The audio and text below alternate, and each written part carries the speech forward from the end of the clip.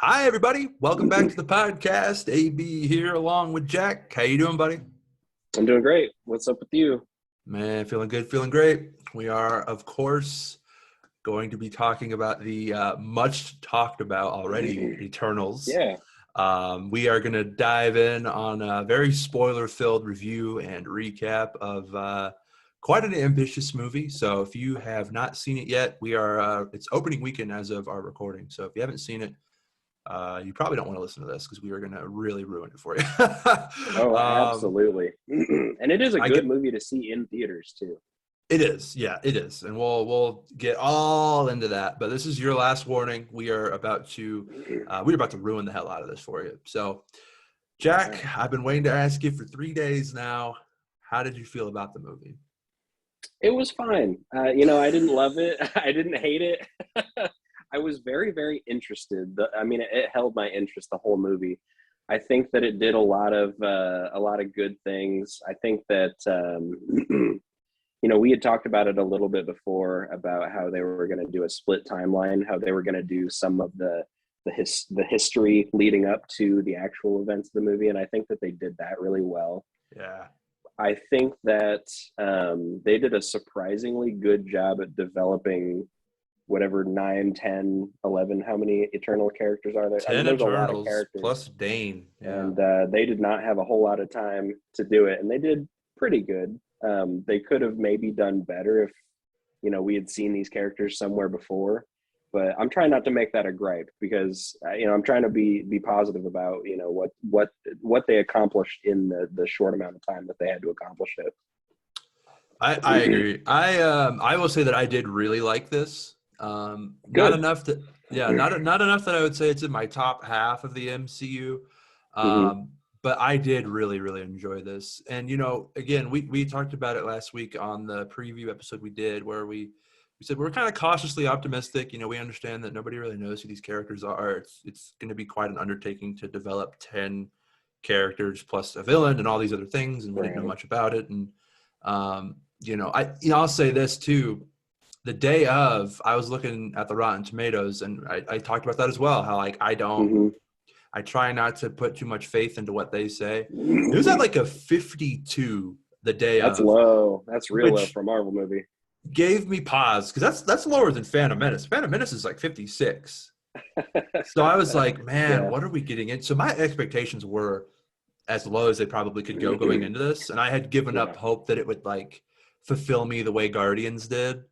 Hmm. Um, but no, when as soon as I sat down and watched it, I was like you said, I was engaged, and I liked pretty much all of the characters. I agree, not everybody got as much development as some of the other characters did. But what are you going to do in 2.5 hours, right? So I've seen a lot of people say this probably would have been better off as a Disney Plus series because you could have Mm. had Mm. Maybe. 5 hours as opposed to 2.5 to really Maybe.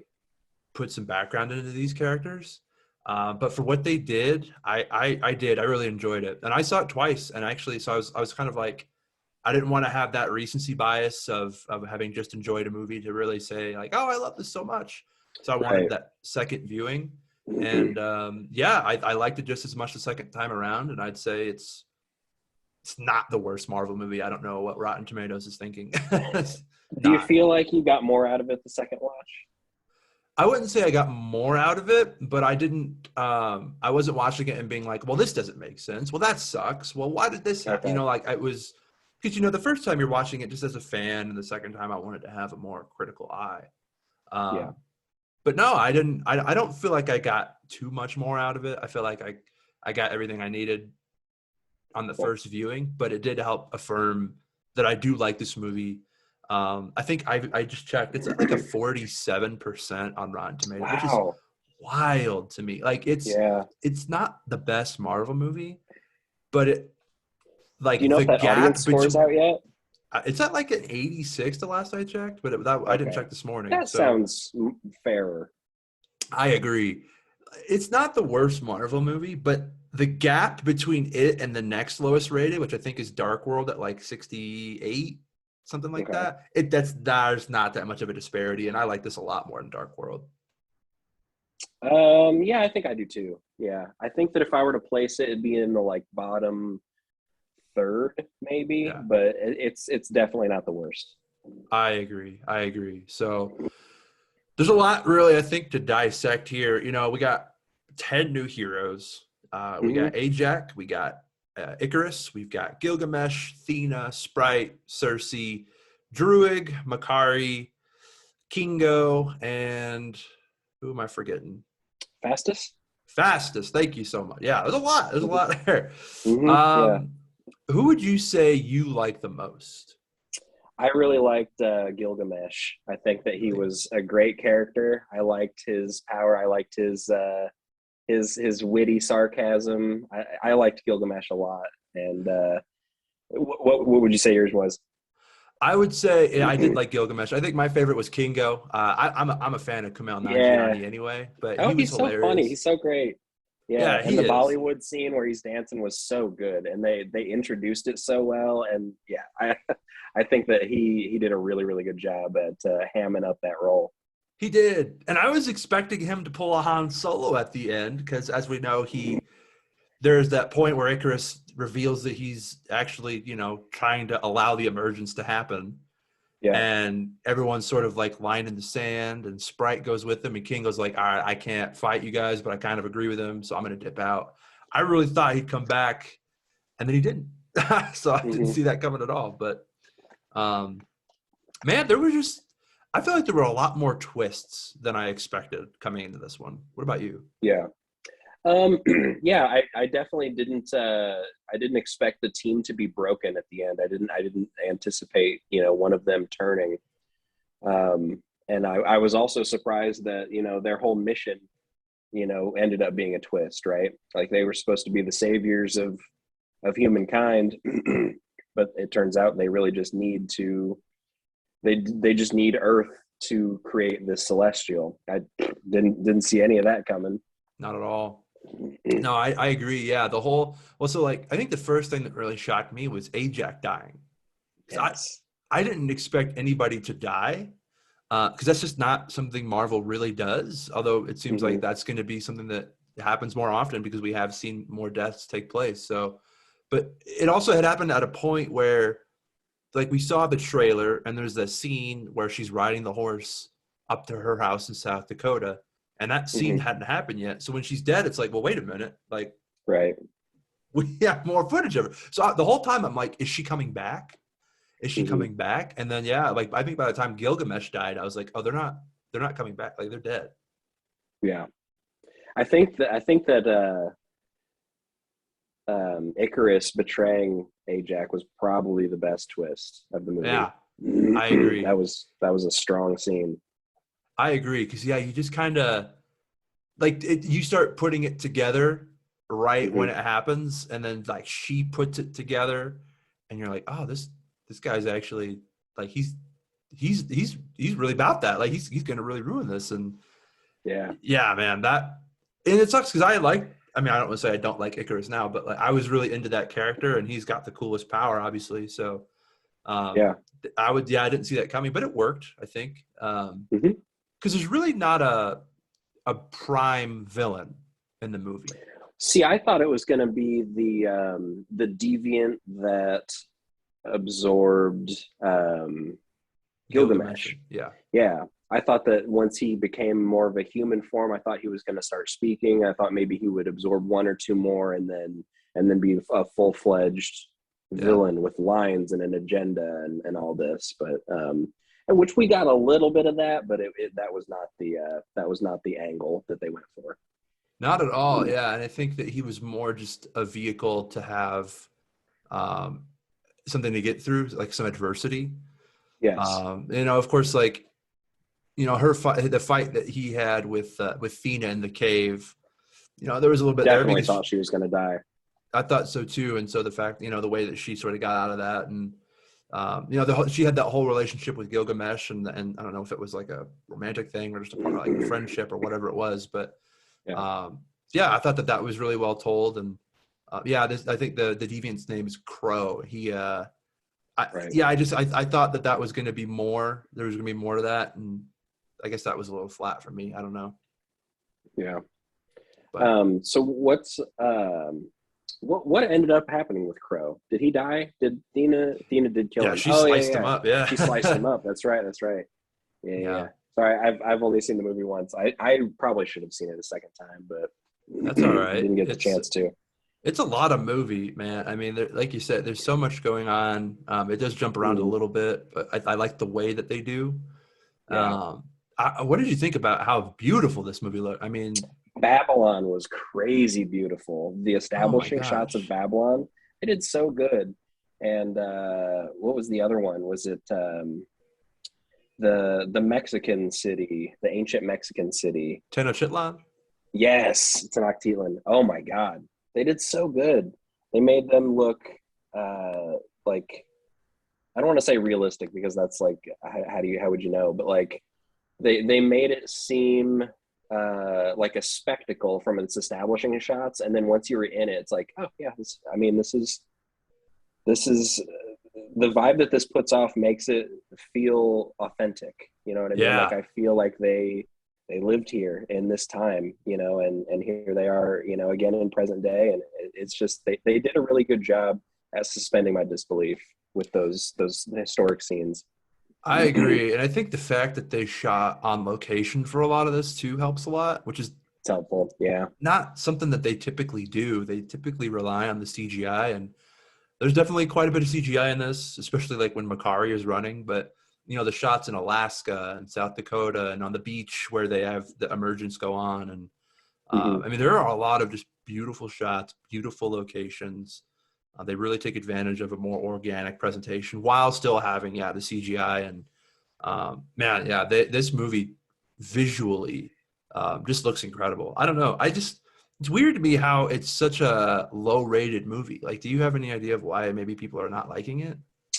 Um, well, I think a lot of people go in with the expectation of it being, they want to see the newest Marvel movie, and I don't think that this movie really fits into, like, it doesn't feel like a Marvel movie. It was good, but it doesn't have, like, the only times that the Marvel movie feel came out was when they were cracking jokes, when they were being Yeah, funny and making references to other characters, and like, oh, I could lead, Icarus says I could lead the Avengers, yeah. those are the only real like tie-ins. And maybe people were hoping for more tie-ins to the story at large. Maybe. um I don't know. What I, what what do you think? What was, if you had to point at a weak point in this movie, what do you think it would be? I've seen a lot of people talk about the runtime, which I didn't mind personally. I Was think it the long? Was last it super long? it's like 2.5 hours. So I mean, and I Super did long. find myself kind of adjusting in my seat quite a bit. Like I wasn't super comfortable. But as far as like watching the movie, I wasn't like, all right, guys, wrap this up. I felt like it moved pretty well. And by the time they got to the final battle, I was like, oh, here we go. All right. It's like the Yeah. last three movies I think I've seen were 2.5 hours. So I mean, so it I didn't mind that too much, but I could see why that's a bit of a detractor for some people. Um, Mhm. I think that each individual character isn't going to get as much depth and development. There's just no Yeah. way with 10 characters. But it does work that some die and there are actual consequences to that. And, they split up at the end, like you said. So it's Fastus, Kingo, and Cersei are taken by Airsham. And then you have Thena, Druid, and Makari on the Domo. And they're like, oh, we got to go back and help them out. So, but and then like Sprite, I would assume is just still like on Earth. I don't know if she's Right, because she wants to live a human life. right. So I don't know if maybe because she's not an Eternal anymore that Airsham was like, whatever, stay. Yeah, I don't because remember seeing her. you really only got the six left. Yeah, which is cool because they hinted at other Eternals being out there. So this is a cool way to Hmm. keep the team fresh and different. And of course, they added a new Eternal. We'll talk about in a little bit here, but Yeah. yeah, I kind of like the way that it ended. It ends on a way where like there are so many cliffhangers to where you're like, man, I really want to see what happens next. Yeah, Between I agree. between the three getting taken and then obviously we saw Eros and then Dane and the Blade. I mean, there's Hmm. just so many things that you're like, okay, I left the movie wanting more, which is what you want. Yeah, yeah, yeah. For me, it was the appearance of Erishim that did it for me. Like that was the coolest part, where Erishim shows up at Earth, has a little dialogue, and then just Yeah. teleports away. Like that was super cool. That was so well done too, because yeah, you're not expecting it, right? Like everything's sort of been wrapped up. Cersei's Mhm. talking to Dane. Everybody's about to go their own ways, and then lightning, thunder. I'm like, is Yeah, Thor popping up? Like, is that yeah. what's he doing here? And then yeah, I Arishem. thought I thought that Thor was going to pop up in the first mid credit scene when Eros did, because Yeah. of the fractal light, the Yes. rainbow light that was happening. I thought that was him using the rainbow bridge to teleport in, and then it wasn't. I was expecting someone that I knew. I didn't know if it was going to be Thor. Yeah. Thor came into my mind, but I didn't expect them to introduce someone new. So we might as Mhm. well. We've talked hinted at it here and there. Let's talk about it. What Yeah, why not? Well, because we knew that the all we had heard was that the two end credit scenes were going to be, or we knew that they had like really positive fan reactions? Yeah. reactions. Yes, thank you. And so I thought that that meant that we were going to see like Wong and Shang Chi, or like Yeah. Old Somewhat Man Steve, recognizable. or just something from some maybe a little more of um Sam Wilson's Captain America. I don't know. Yeah, I really don't know, but I thought that we would get something more in line with the Avengers. Something more recognizable. I was thinking.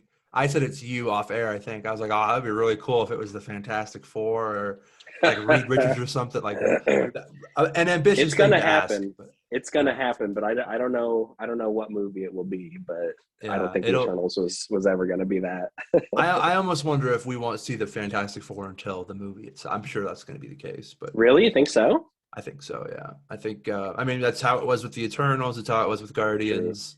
Very rarely has someone else been introduced in another movie. I guess not rarely. I mean, it does happen quite a bit. That's a lie. Mhm. It happens more often than not, actually. But Spider-Man, Black Panther, Black Widow, Hawkeye. Yeah, like most of Yeah, them have been introduced. It's Wanda. yeah. Yeah, Vision. So, um, but yeah, so I do expect that we will see them in their own thing before they interact with anybody else. But so Eros was a shock, but because I mean I don't really know much about Eros, Star Fox, whatever you want to call him. And then the Pip scene, because like so when it was Pip first, I was like, all right, Marvel, what are you doing? Pip needs a little work. Pip looks really weird. Did you What think do you think so? of Pip? Yeah, just visually, I think. I didn't think much of him because so like he pops in and I'm like, all right, who the hell is this? Yeah. And then like he's introducing Eros, so my whole attention is focused on that. So I don't even really think I even looked at Pip all that much after Okay. Eros comes in. So then he comes in and I'm like, I don't know who this is. But then of course Pip is like Yeah. Thanos' brother, all these things, and I'm like, okay. So So let's uh, talk about that. What is he? Did you do any research about Eros being the brother of Thanos? Like, what was that about? I did. I can't quite remember. I think that it's like a different parents sort of thing. They're both from Titan. Okay, Um, 'cause it was definitely an attention grabber in the theater. yeah, because it's like you're like, oh wait, Thanos' brother, but he's good. Like what? Okay, like all right. Mhm. Um, yeah, I don't really know what to make of it. I thought the costume, the suit, or whatever you want to call it, costume, looked pretty good, and um, I really want to see how he interacts with the team. And I think what I love so much about this is it's all new, it's all fresh, like new Eternals, Yeah. Star Fox, Arrows, Dane, and all those things. Like there's so much new things to get excited about that we're just not really super privy to, which is I think Yes. the benefit of where Marvel's at now is, they really built the foundation of this universe on more recognizable characters, like Cap, Yes. Iron Man, Thor, like, and those guys weren't at the time like Spider-Man, X-Men level popular, but Hmm. like at least recognizable. And then they were slowly able to trickle in people that you didn't know as much about. So Right. now that we're really getting into the nitty gritty of like Eternals and Black Knight, and we'll see Adam Warlock soon, and Moon Knight. Like there's so many characters that are very centric to Marvel that if you, unless you really follow the comics, you don't really know about them, but they can get away with it Hmm. now because of the foundation that they did to build this entire universe. It's a brand. Right. You see the movie because it's Marvel, not because it's Batman, Spider-Man, Superman, right? So Right. it's, Exactly. yeah, And it's I think exciting. that idea that you just said, I think that's where some of the disappointment comes from, because some people want that kind of superhero energy from a Yeah, Marvel movie, and when you see Eternals, it's they. I mean, in essence, they are superheroes, but like they're not ones you've seen before, probably. right. So I think that there was a certain expectation that was not met with some people. Um, but I do think they did a good movie. You know what I mean? I do too, and I like that they deviated from that formula. I mean, I'm not saying you can't Yes. have funny lines and quips in here and there, but that for a while it was like that was all these movies were for a little bit. And Right. it's good, it worked, but you keep doing it, it stops to feel special. Yeah. So the fact that they had it in there, and some of them hit, some of them didn't, but the fact that it was a different tone and different way they told the story, I'm really glad that they took a risk and were a bit more ambitious than they have been. And I hope that the feedback from this doesn't deter them from trying to be ambitious and take risks moving forward. Because I think that for me, this landed, and I would like to see more of this. Yeah. So So I think that the last time that Marvel took a big leap, a big gamble, I guess, with something like this would have been Guardians of the Galaxy, and mm, that landed super super well. But they were fortunate enough to also introduce a little bit better and develop Thanos before he really gets his on-screen debut in Infinity War. Um, and with Eternals, like I don't get that same vibe with Arishem, even though maybe I should. Maybe Arishem is going to be more of a force in the future. But I don't know if I really got that vibe with his scenes. What do you think? yeah, I don't know what to make of Arishem because he kind of has a Thanos vibe in that it's for the greater good, and this is why we do what we do, and he has a reason for being okay with killing billions of people. Yeah. Um, but yeah, you definitely get the villainous vibe there, and it does feel like that's sort of where we're heading, to where the Celestials are going to be the next big like Yeah. villain that everybody I has too kept much to thinking they were defeat. going to talk about Galactus, and they didn't. And I didn't think they would talk about him, but I do think that's where we're heading. I do think that he's I thought coming. they would at least name drop him. I didn't think that. I don't think they will for a little while, because like you got to remember they Just just because of introduced. Kang. I was just about to say they Yeah. just introduced Kang, they just introduced Arishem and the idea of Celestials. I think that Galactus is coming. I think that he has some ties to the Celestials, and um, I wouldn't be surprised if, I guess it depends how they handle Fantastic Four. Um, you would assume that they're gonna do Doctor Doom and Fantastic Four. You would How assume could they that, not, man? but I also think that they could do something to name drop Galactus there. That would be cool. So we'll see, Yeah, it's though. definitely Kang's time. I think so. I think so. I mean, we know he's coming in Ant-Man here in a couple of years. You would assume you'll see him in Loki season 2, whenever that is. For Who sure. knows where else he pops up? Maybe he pops up in Multiverse of Madness, or at least is name dropped or alluded to, or something like that. Yeah, I think that they have a lot that they can really work with now. So I really like where the MCU is heading, and that we have these Celestials over here, we've got Kang over here. There's still so many other movies and shows that who knows what's going to come up with those. I Right. think that they're in a good spot right now. I'm really excited. Yeah, I agree. So, Especially with the Dark Avengers brewing, the Young Avengers brewing, like they've got a lot of irons in the fire right now, and that's really exciting. absolutely, absolutely. So we talked about one post-credit scene. Yeah, let's do the other. Yeah, yeah. There was another. So we see the Ebony Blade for the first time. So Dane is coming in hot on becoming the Black Knight, which I don't know much about, but I did a little bit of research, and it seems like a really interesting character. So I'm looking forward to when we finally get to see that. But as he's about to grab the blade, we hear a voice saying, "Are you sure you want to do that, Dane?" And Hmm. at first, I'm like, I don't know who the hell that is. It almost sounded like Lawrence Fishburne, and I was like, He's not in the MCU, is he? I don't think he's definitely He not. is. Yeah, he is. Oh, he Thor's is. Yeah, sister, he's Ant-Man and the Wasp. yeah, that's right. That's right. I can't believe I forgot about Yeah, that.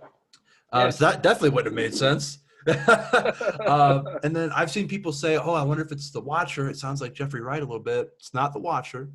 The director has come out and said that that is Mahershala Ali, who will be playing It Blade. was Blade. It was Okay, Blade. Yeah. excellent. So our first little tease of Blade. We don't know when that movie's coming out. It's probably going to be, I would say, 2023 or 4. So we might have to wait a little while before we see more of the Black Knight, unfortunately, because of everybody, that's the thing. That's kind of like who I want to see the most of, because he seems like the most interesting character, because there's like a dark side to being the Dark Knight or the Black Knight.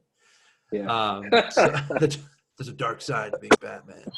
yeah, But yeah, it was really cool. It was like our first little bit of Blade, and it's just exciting. yeah. See, when I was in the theater watching it, I've done no research, I will confess, but the vibe that I got was that the sword had some sort of symbiote. So I thought maybe it was a symbiote speaking to him. I think that the sword is a little bit like Mjolnir in that it has to choose who wields it. And so I think that it Okay. was just reacting to him coming in. Mm-hmm. Um, but, it's his family thing. I believe he mentioned that he had an uncle that he has to make amends with. That ring that Cersei gives him is the family crest that goes to the Black Knight. It Yeah. was on the chest of the where they hold the blade. Yeah. So really interesting. It was really cool to see them, use this to help sort of introduce him as a character. Because he in the comics, he and Cersei are actually like a thing. They're a couple. So there's that whole side of it. So this was really the perfect way, I thought, to introduce that character. Kit Harington was great. I thought I really Yeah, liked it him. was. And Mm-hmm. man, yeah, it's cool, man. It's really fun that they're introducing these characters that we don't know a lot about. Because I think for me, a lot of the fun of Marvel is learning more about these characters and finding new things to geek out on. As fun as it is to see Cap and Iron Man, it's still cool to be like, oh, who's this? I want to do a Wikipedia dive on who this is, or pick up a Yeah. graphic novel. Yeah. So Here's something we didn't talk about. We talked about favorite characters. Who do you think was the weakest character? I don't I mean to would put you on the say, spot. Do you want me to give you mine? I was gonna say I would Because I've say got something. Makari. Okay. I not because of anything other than like she just unfortunately didn't get a whole lot of screen time. Like, She was a little underdeveloped. Yeah, and honestly, like I would like to see more of her because I I like her agree. power, and when she actually does get out and fight, her scenes are great. So I felt like I wanted to see more, and we just didn't get her until everybody else was already together. Okay. So I was gonna say Druid. I didn't really care okay, for Druid. His character didn't land with me. He got plenty of screen time. He got plenty of functionality within the story, but he never. I don't know. Druid didn't click with me. I guess I don't really know how to okay, phrase it. okay. I don't know. I think that early on I was kind of like, uh, I don't really know. And then there's the whole scene in his village Hmm. where he's kind of a jerk, and so you're like, like what's your problem, sort of thing. Hmm. But I ultimately did like Druid, and the whole, how he was able to help out at the end was cool. And um, I don't know. I like the actor. I like the character. I want to see more of him. But I could see why you didn't like him that much. Yeah, and then I also think that Athena was a little bit maybe that's another victim of underdeveloped characters, but I think that her power was super cool. The generating weapons and the expert weaponsmanship, that was super cool. But I think that because they had a thing with her memory where she Yeah. was not properly like her I She don't know was how to say it, remembering the other emergences. when she wasn't supposed to. Like Yeah. she's supposed to not have any memories at all. Like she's Right. yeah. So I'm thinking maybe the problems with her character that I was having was her being a victim of remembering too much and not really being able to be a full-fledged character because she was so in her head. She was kind of crazy. Yeah. See, I like Athena. I definitely see what you're saying. Like, we don't know much about her, so Hmm. that's definitely true. But I liked her whole character use throughout the movie. You know, like her action scenes, I thought were some of the coolest out of the whole team. Her Hmm. power is great. I think that they sort of had to find a way to limit her because it seems like she's really powerful. And Yeah. so it's like if you have all of your most powerful heroes on your side, it sort of makes the final setup, unless you have a really strong villain, almost like too easy sort of thing. Hmm. Like in Justice League when Superman just kind of comes and saves the day, and it's like Yeah. why do you even need a team, right? So like the fact that they did that to sort of keep her off to the side, she acted as sort of like the second act's villain, so to speak, and that they had Hmm. to deal with that while also trying to get back together and figure out how to stop the emergence. I thought that it worked for me, but I definitely would like to see more depth to that character. Hmm. But I thought Angelina Jolie was great. I thought she did great in her I think she portrayal did a and pretty good job. Yeah, presence I and would all agree with that. that. So, I think it would have been I'll, interesting if she would have been on Icarus's side at the end. yeah, but then you have the two strongest, and it's like I don't Yeah, know. I'll say this that would have been a too. good time for Ajax to come back too. Right, right. I'll say this too. I liked Sprite throughout the movie, but the whole oh, we just happened to be able to turn you human at the end was a little weird for me. I thought. Yeah, I agree. I think that you had to do that because early on when they're like, oh, we're eternal, we don't age, we don't change, we look like this forever. I was like, well, that's all well and good for everyone else, but But in Sprite has four to be a kid years forever. 4 years, this actress is not going to look 12. So, Oh, that's true too. I didn't even think of that. how are That's a you going big to deal. how are you going to explain? Like you see Stranger Things, those kids are like 11 when they start. True. In 5 years, they're almost adults. Like they all look so different. Hmm. So I was like, how are you going to explain that? So like, at least this is a way to keep her, if they want to keep that character, to keep her around while also um, not a child. Yeah, yeah. So I guess that kind of segues me into this question. Do you think that we will get an Eternals 2? Or do you think that we'll see the Eternals in other Marvel property movies exclusively moving forward? That's a tough question because I think before this came out, I would have said they're probably planning on doing a trilogy, like pretty much everything Like else. which is, yeah, Marvel's MO.